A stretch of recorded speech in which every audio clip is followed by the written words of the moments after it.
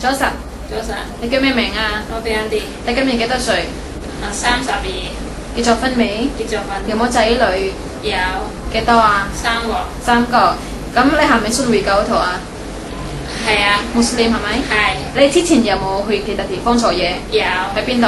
喺阿里巴巴做幾多年啊4年， ？4年。而家你香港做幾多年啊喺香港5年， ？5年。老闆喺邊度啊？喺元朗元朗。咁老闆屋企有幾多地方啊？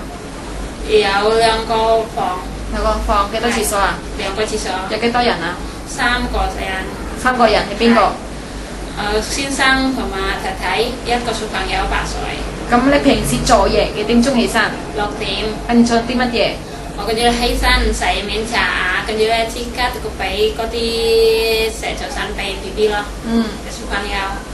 咁啊，嗰2小朋友同埋太太都係小朋友翻學，太太又翻工，跟住咧我自己係快啲抹嘢、洗衫、抹廚房，仲不要慢慢乾淨啲。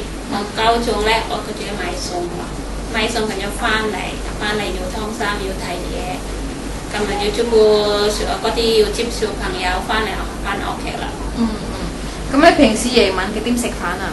平時夜晚食飯咧7點食飯。7點食飯。咁食完飯跟住做啲乜嘢啊？食完飯跟住做啲乜嘢？洗碗咯，洗碗要買嘢啦，仲該9點跟住掉垃圾咯。咁啊，咁你平時幾點瞓？我平時瞓咧10點瞓啦。10點鐘瞓㗎。係啦，同 OK。小朋友瞓㗎。好，唔該晒。